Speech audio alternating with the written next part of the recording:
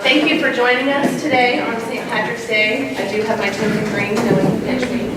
I'm Heidi Anderson, for those of you who don't know me, and I've been part of the planning committee, just helping create a general structure and working with some really brilliant and talented people. And during the season of Lent, we've been doing a practical application of the wisdom literature. So all that we learned from the rabbi and discussed over the entire season, we're saying, how do we take that and what we learned and apply it to real life scenarios? So if you were here last week, how many of you made it last week? Did you enjoy it? It was really good, wasn't it? Last week we discussed how do we apply the wisdom literature to when we're divided, politically divided, or just divided in our stance on different viewpoints. It was a great discussion. So today what we're talking about is how do we apply wisdom in an age of technology or to technology, okay? So I have a great panel up here. I'll start first with why I was really interested in being part of this panel discussion. I'm a mom of 3 kids who are digital natives. So they all have one of these. They all have all kinds of electronics. They know how to use a computer better than I know how to use a computer, and I'm pretty good. Also, so I have some fears as a parent on, am I parenting right? Are they on it too much? Am I ruining them? Is technology ruining them? So I have a lot of those fears. But I'm also in the technology industry. So for the last half decade, I've worked within IT, and I see the tremendous benefits that it can bring. So I'm constantly trying to find that balance, and how do I find wisdom in dealing with technology in this age? So that's why I'm interested in this discussion, this panel.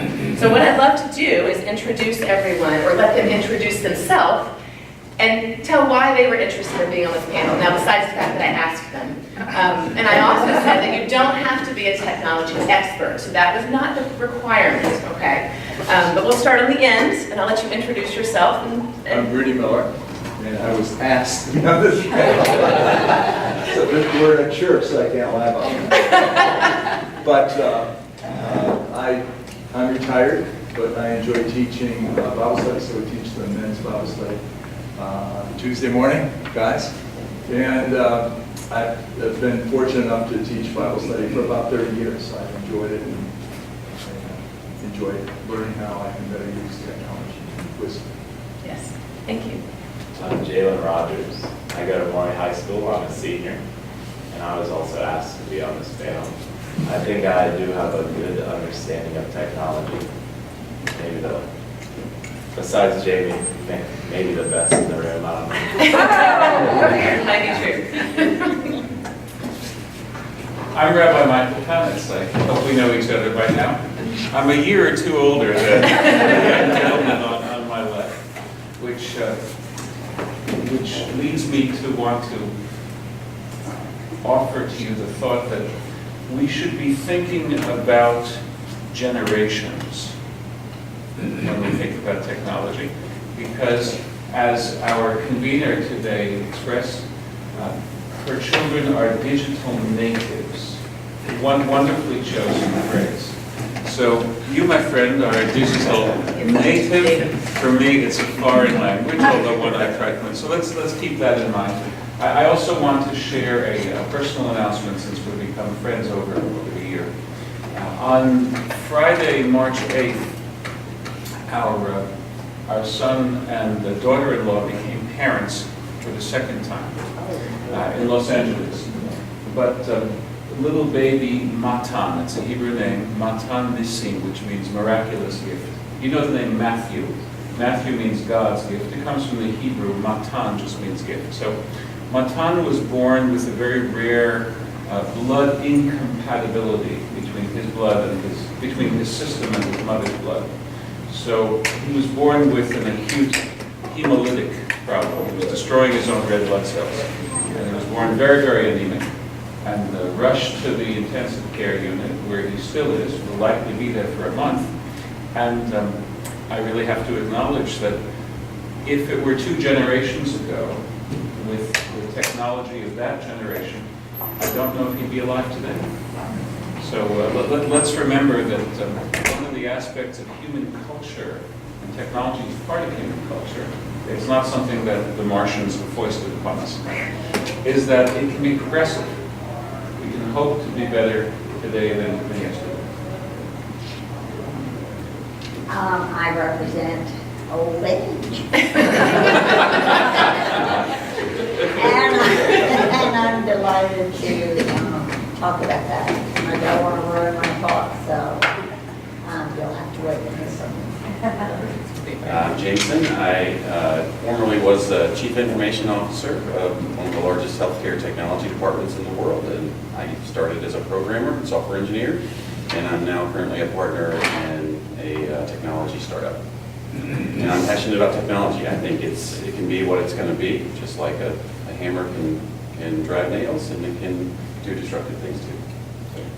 So I think everybody caught on that we did try to have a diversity across generations, okay?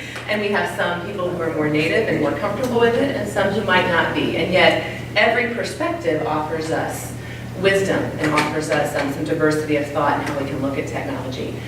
So one of the first things I love to do whenever I'm studying anything is just to get some basic definitions. And I thought, we have all this talk about technology.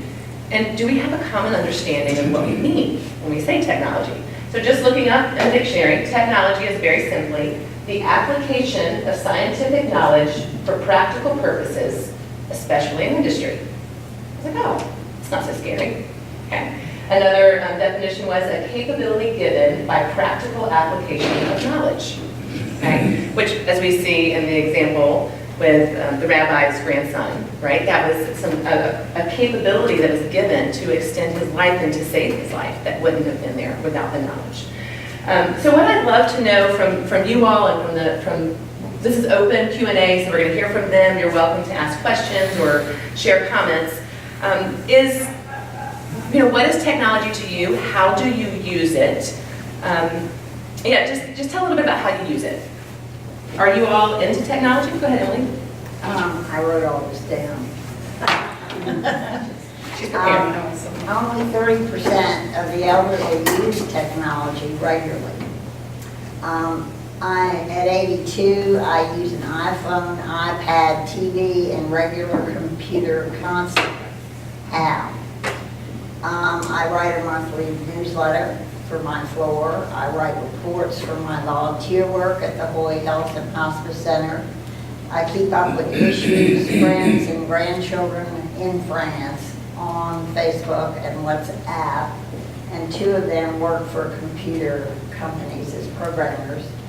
I keep a calendar and contact list up to date. I call my phone my brain, and I'm finding that very helpful. I follow the weather, church, faith events, and news. I'm in a writer's group and Book Magic. I read books on Kindle.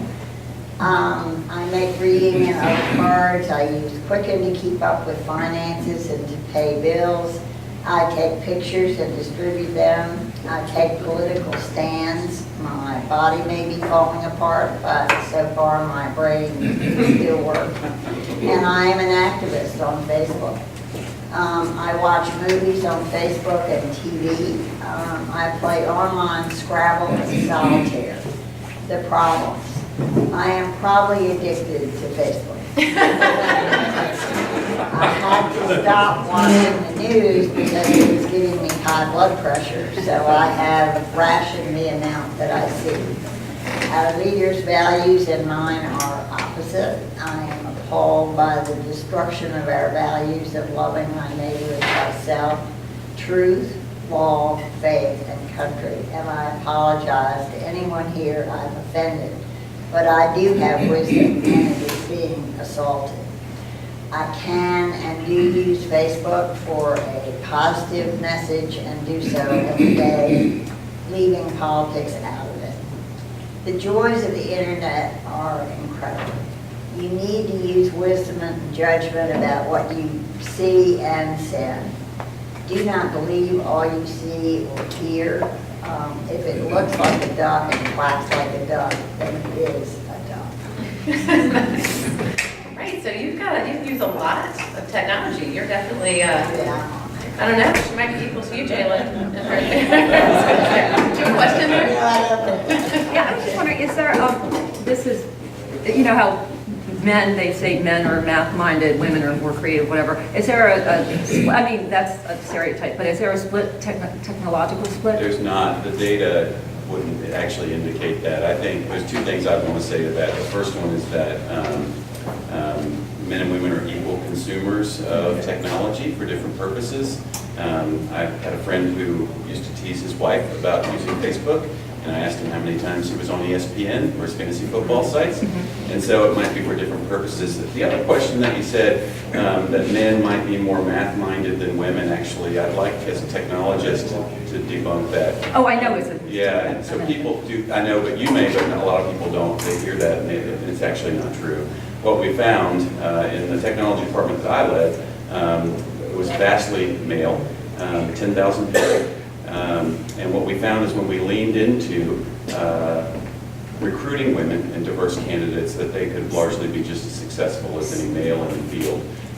The other thing that I've read, and I'm not an expert, there are probably experts here, is that brain develops differently for boys and girls, and cultural, and so there's some change there. There's some sort of over time change. And the second thing that's important to remember is that because of that stereotype, that statement, a lot of times even teachers begin to encourage girls not to focus too much on math, when they may find that by the time they're graduating from high school, they're just as capable at math as any boy. So just it's something I'm passionate about. I work a lot with very, very large IT departments, and they are 80 to 90% male. Wow. And the only explanation really, I believe, that I'm finding is a cultural disparity. It is taught and not something it's nurture over nature, a bad form of nurture, I think. If I may add one point on that, again, thinking about our wisdom tradition and today's situation. You may remember that although there are only a few passages in the Hebrew Scriptures about the beauty and joy of the relationship of grandparents and grandchildren. There's one in Genesis where Jacob blesses his grandsons with his hands like so. But then there's a beautiful passage in the book of Proverbs, which we studied back in the fall, about grandchildren being like the diadem and the crown of their grandparent and vice versa. So my grandchildren, my older grandchildren, live in Brasilia, Brazil. And thanks to this, I can have a visually aided conversation with them maybe 4 or 5 mornings a week. And I remember my own grandmother of blessed memory being willing to discuss anything that I wanted to talk about. I could want to tell her about the latest Batman comic that I'd read, and my parents were a little bit disapproving that it wasn't serious literature. My grandmother was total acceptance.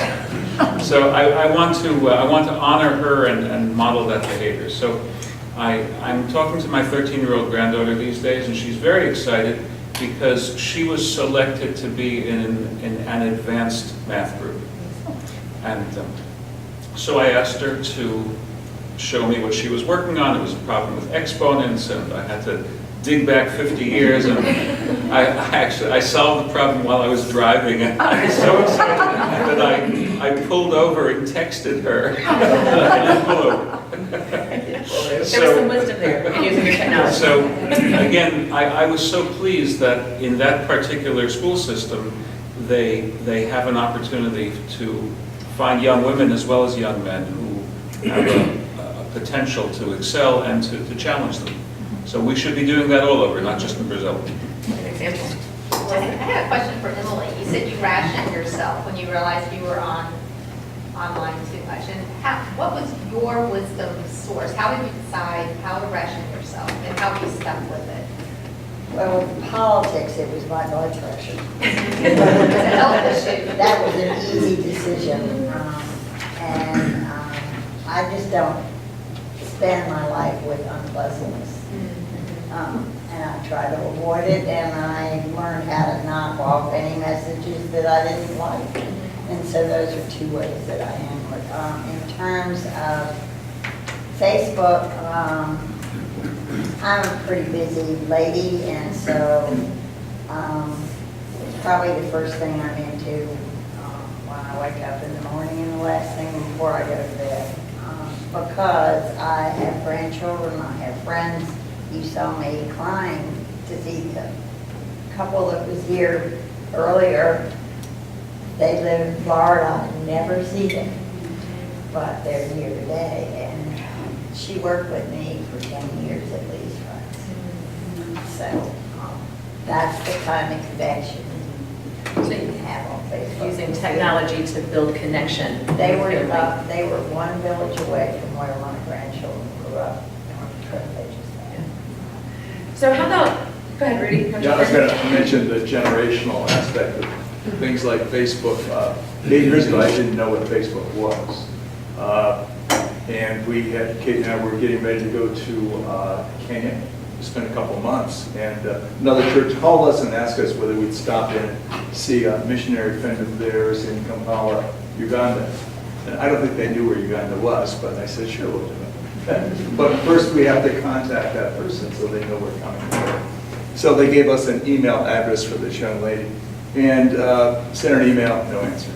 Waited a couple days, sent another, no answer. We waited about 2 weeks, went back, and I said, we can go, but we really have to talk. I don't want to be wandering around Uganda looking for someone. And they said, well, we can't understand that. She's on Facebook every day. I don't have Facebook. So I go on, and what's Facebook? Well, I found Facebook, but you have to join Facebook. It's not something you can just send someone a message. So I had to join it. Only have to give you an email address, information. And so I found the lady. I sent her a message on Facebook. This is true story. 20 minutes later, she responded. And this young lady was 40 years younger than I. But it began, we were able to see her and work it out, but it is a generational thing because we noticed, first it did 2 things for us. One, it did connect us downward age-wise, and also connected us internationally. We have a lot, probably 25% of our friends are international now. They use Facebook differently than we do here. There is not as much as the editorializing of information coming from, let's say, Africa. So we've used it for that purpose. Yeah, what a great use. Yeah, a strength really in technology. How about- And another comment on the children, grandchildren, because we're gone normally 30 days, 60 days at a time, and we have 5 grandchildren, and we do miss them, but we're able to see them, and we're able to talk to them through technology. Visual. That's great. Look, Jalen, let's hear from you too, and then we'll get some more input and questions. So tell us how you use technology. Okay, so. You might not even know because it's so innate, right? Yeah, I've not really thought about it until I started thinking about this panel.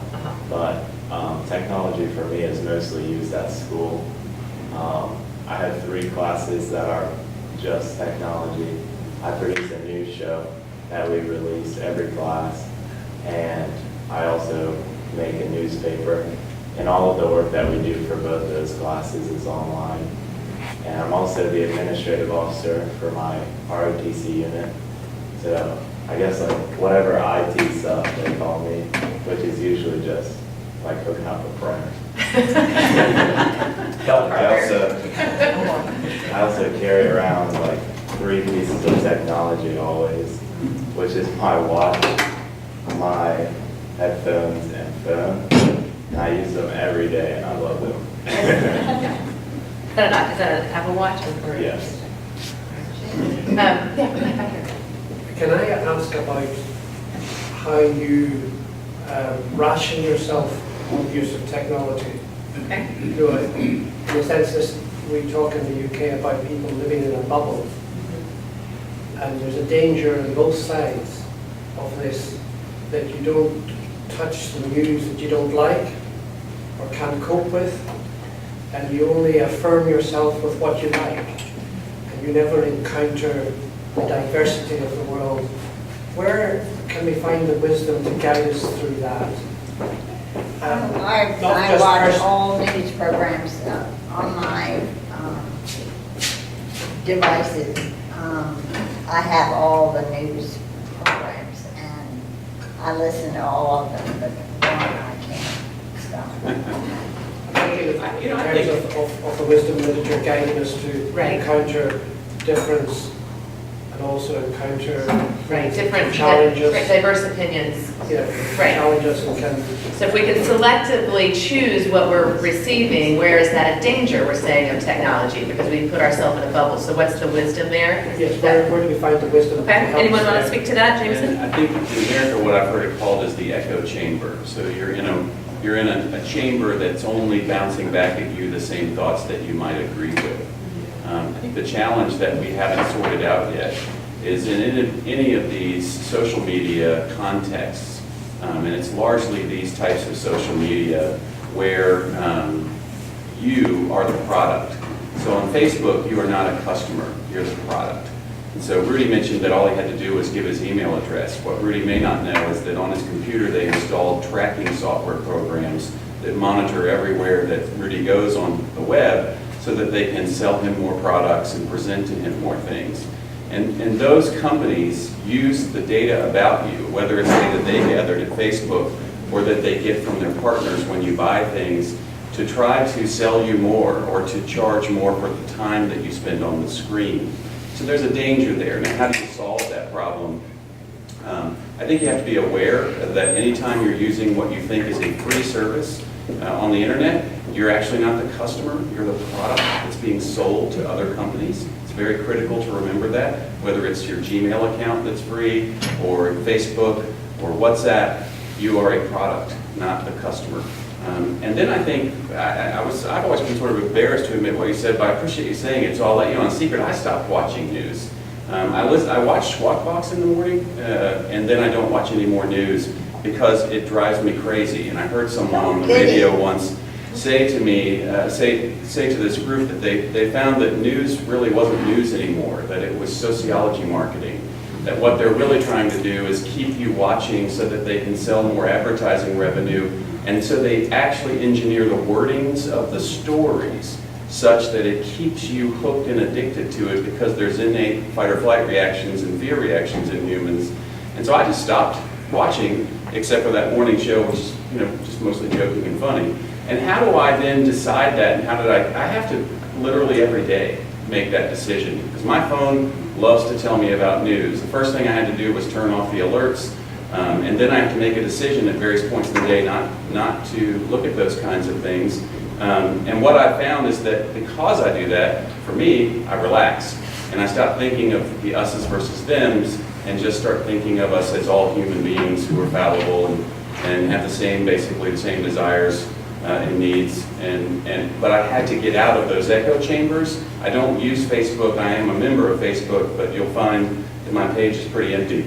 And all the pictures are other people's pictures where I'm included. I just don't like to use it. And so when I step away, for me, it's been a good reaction that I don't feel that us versus them. Whereas if I get on Facebook and I see some of my friends posting things I don't enjoy, there's a temptation for me to jump into the argument. I like a good fight, and if I'm honest, and I just have to say no so that I can look at humans like I've always thought to look at humans, which is just to love everyone. From a biblical and then a religious perspective, we're trying to balance something which has a potential to be bad with the aspect of it which we would all acknowledge as good. So let me ask you just to respond, am I saying a positive or a negative word if I say tribalism? Negative. I think most people would say negative. How about community spirit? Positive. Okay, so the Bible tells us that God has created us as a social animal. We are designed to be in community. In fact, to put this into more specifically Christian language, loving the Lord your God cannot be fully instantiated without also loving your neighbor as yourself.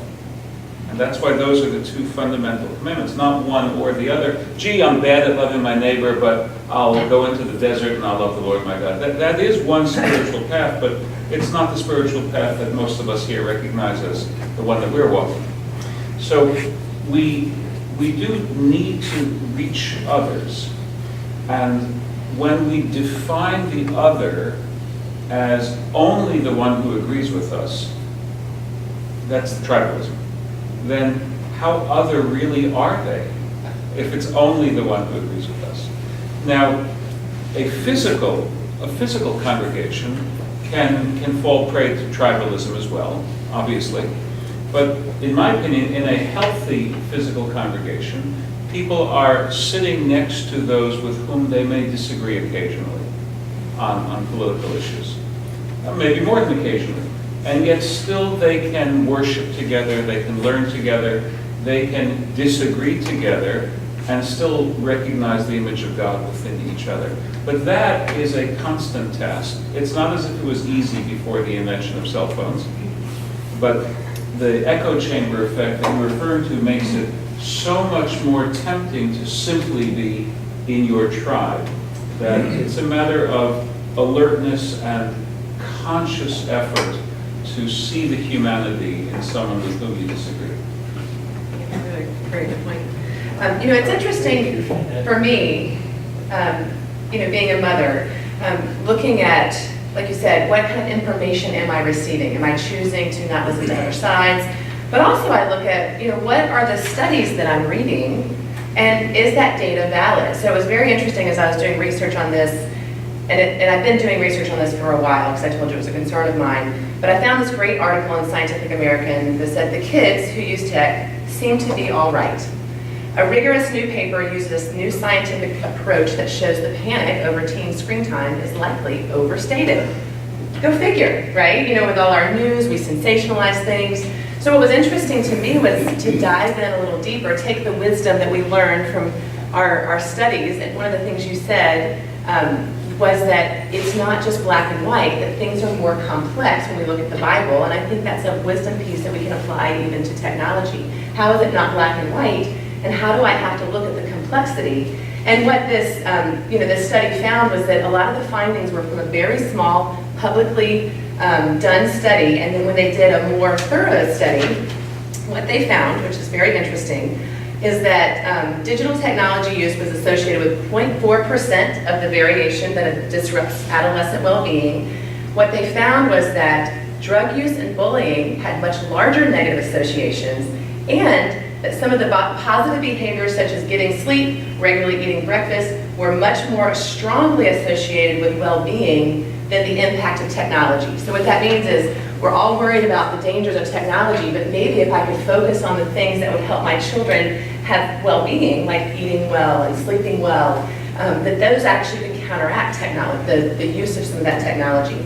So I think that it was important to me to not be afraid. Another article I found was called A Fact Not Fear Approach.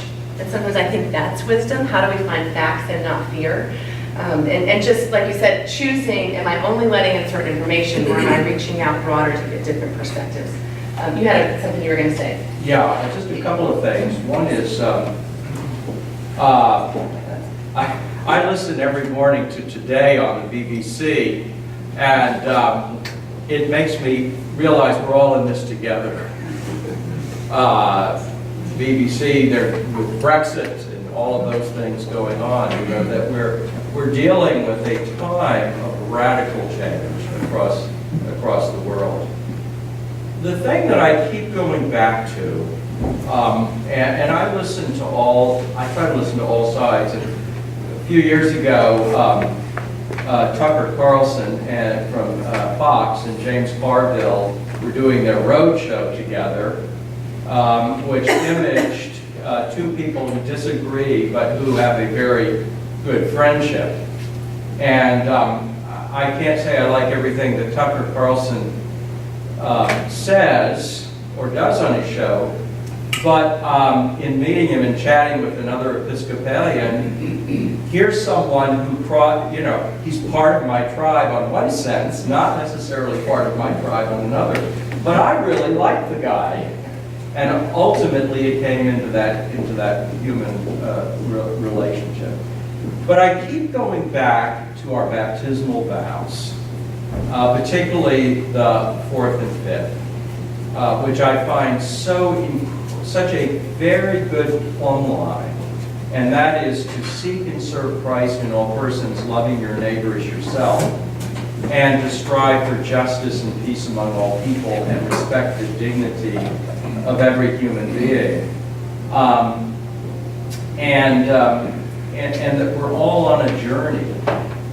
But I find some plumb lines in my life that when I read something or I look at someone, regardless of their political background or their quote-unquote tribe, if they are exhibiting some of these realities that we try to live and absorb, then I have to say they're exhibiting that wisdom.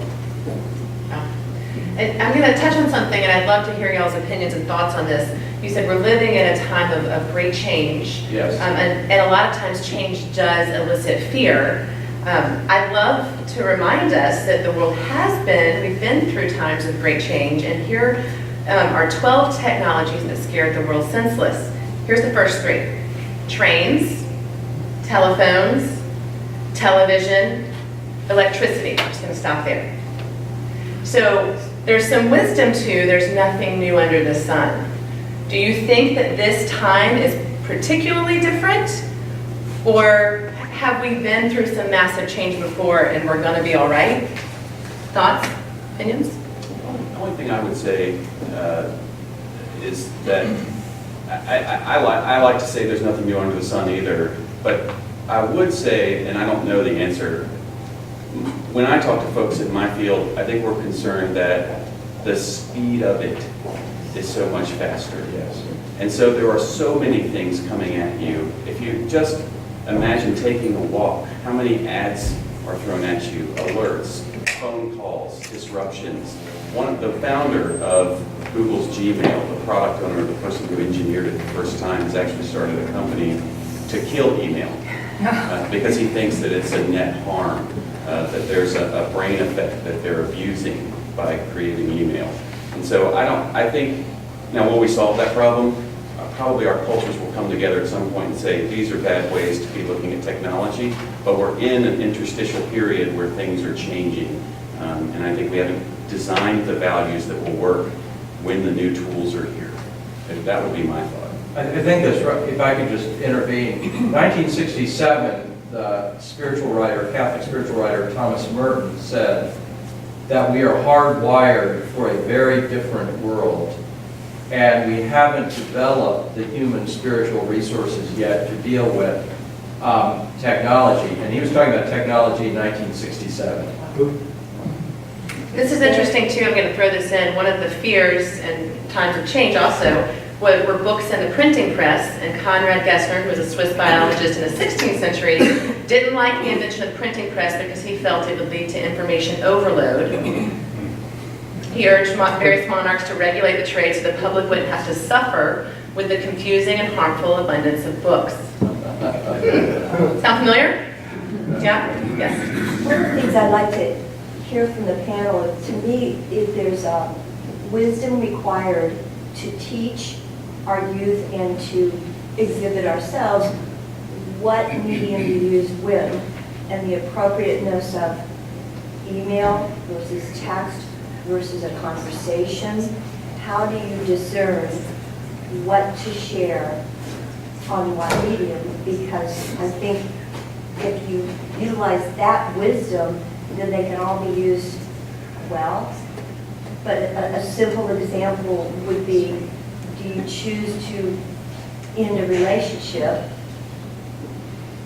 How? How? So I would just be, that to me is an important message to discuss with our children and to think about ourselves. What do you use, when, and why? Yes, I'd like to build on that. I had to research the word ghosting. I felt like, what in the world is ghosting? And I learned that you can break up with a person that you've been seeing for weeks and weeks and weeks by simply just going silent and just not responding to text. And that constituted an acceptable means of ending a relationship. And I thought, where did civility end? Did you I mean- notice that text I didn't respond?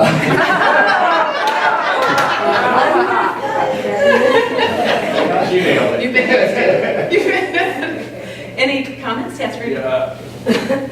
Speaking to Kim, speaking for seniors, I realized probably 5 years ago that in my 76 years, there are a lot of friends way back when, 60s, 70s, that I had not seen in how many years? 50, 60 years. And in those days, when you would move or change jobs, you didn't necessarily keep in contact with people. It was more difficult to keep in contact with people. So what I began to do 5 years ago, I can tell you this, I would set out to find 2 people from my past every year at Christmas time and send them a Christmas card. Boy, that's been so rewarding. I've been able to find through media,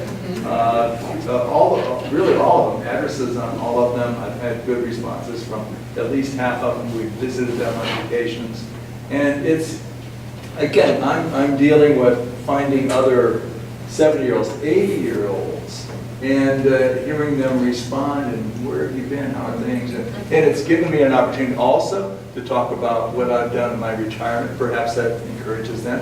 And it's also given me an opportunity to talk about God, Christ, because that's what's important in my life, and I'm not embarrassed to tell someone that and tell them what's changed in my life. So it's been a real reward for both of us to be able to contact those people and find those people. But that is very interesting that, when you moved, there was a natural ghosting, so to speak. Yeah.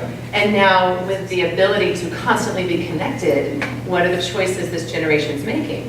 One of the articles I read about parenting and how to parent your children well is that a lot of times we're afraid of values changing. And what I hear in that is almost, that's not a value. You value connection and face-to-face conversations. And is that value changing? And does that make us feel, are we nervous about that? Are we okay with that value changing?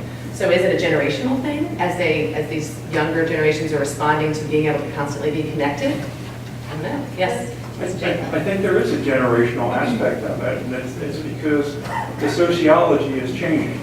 So what we grew up with in our generation is different from what we grew up with, and it's definitely what's different from teens today are growing up with it.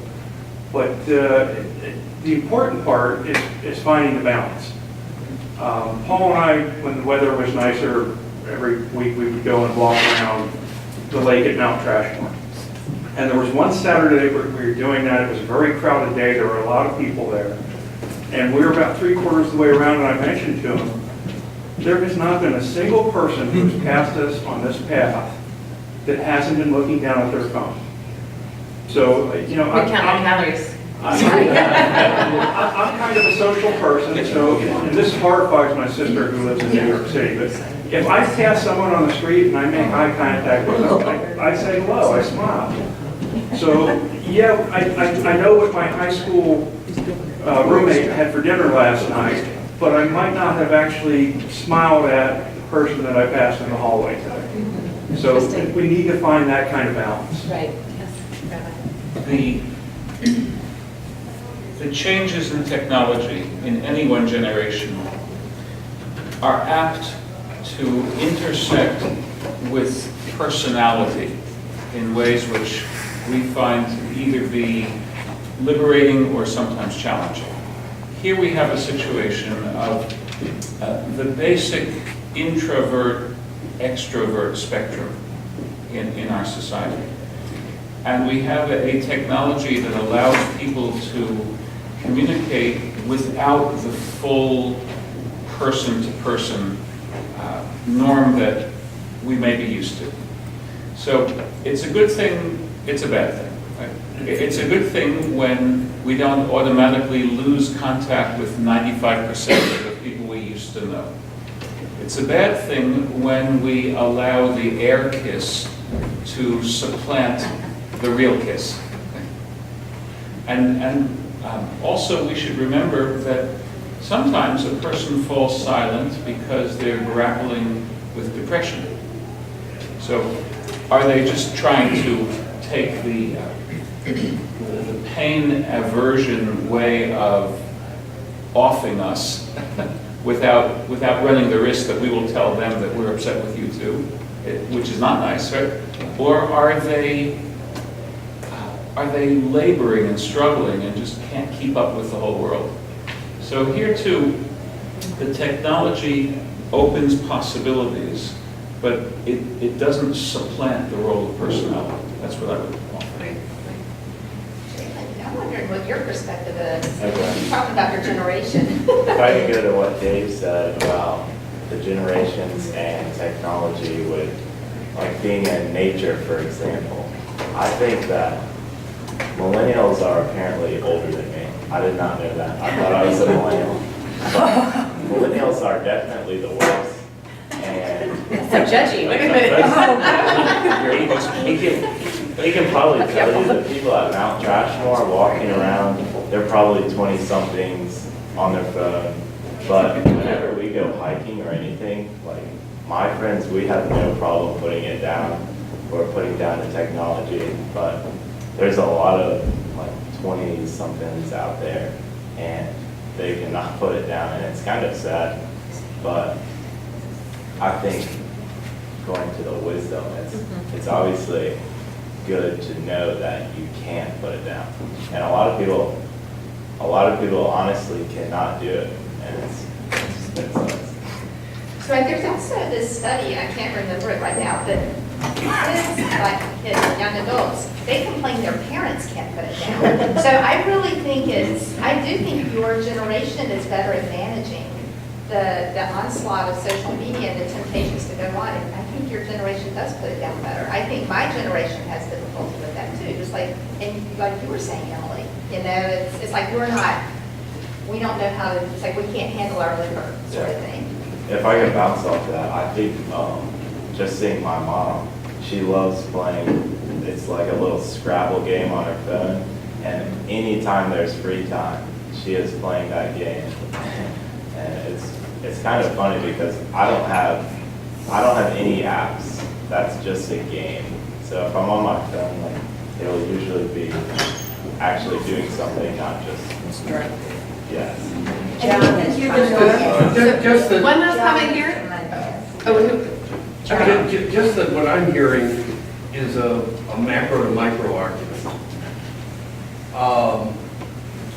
Now, macro in the sense of NPR 2 years ago had a cute story about a guy that was getting a telephone call from, or getting all this mail from Target about about pregnancy things. And so he calls this guy, they're all addressed to his daughter, I guess I should say. And so he calls Target and complains, and the manager calls him back and apologizes and that kind of thing. And then a few minutes later, or a few days later, I guess I should say, he discovers that his daughter really is pregnant. Now, do you want to be informed by Target that your daughter is pregnant, or would you rather have that conversation? And that's the difference between macro and micro data that you are, as a tool, you are more concerned about. Macro, if I know your house, I know your income. If I know, your house address, I can take the average around the homes around you. I know your income. I know a lot about you. And it doesn't take much data before you suddenly reach into these other fields. On the other hand, do I want to know what my daughter's doing? Do I want to know what my grandchildren are doing? Do I want to know all these other things? And so the debate, in my mind, of this technology anyway, is that micro to macro issue that we have our politicians and our people who are supposed to be regulating this stuff cannot seem to react fast enough to, and in any sense of the term, regulate. And a lot of times it is a little bit of a process for us to regulate. So that's really great points. I know I'm going to be respectful of our time and start wrapping us up. This is a great discussion that you should continue with each other, right? This is what this is intended to do, is to spark thought, spark conversation. I've heard several things. Two things really stand out to me. There was a lot of talk today about how do we use technology to keep connection, to make relationships happen, to respect the dignity of relationships. So I thought that was really important. And then I heard a lot of conversation about the pros and the cons. And that is really true of anything in life, right? We can use it for good, we can use it and it can become an addiction, it can become bad. So how do we choose to regulate ourselves? So is technology per se the bad thing, or is it our choice of how to use that? Do you have any final thoughts on the panel that you'd like to wrap up with? We really have like about 1 minute. You want to wrap up? I'd like to ask you, as we prepare to leave, to think about the following two related concepts. One is called intentional community, sometimes called artificial community. You go off to a Girl Scout jamboree, and there are certain rules of the road that are more restrictive than just being in community. Among those rules of the road are sometimes how we speak to each other, how we take turns, how we pass the peace pipe, right, if we're going to, or we pass the speaker's baton, and so on and so forth.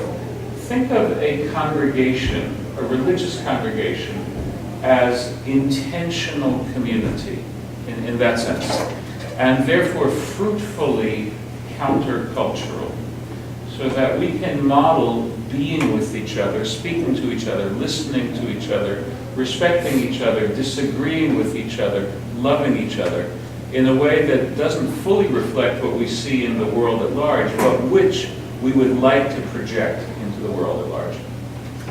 Thank you very much. Let's give a round of applause to our panel.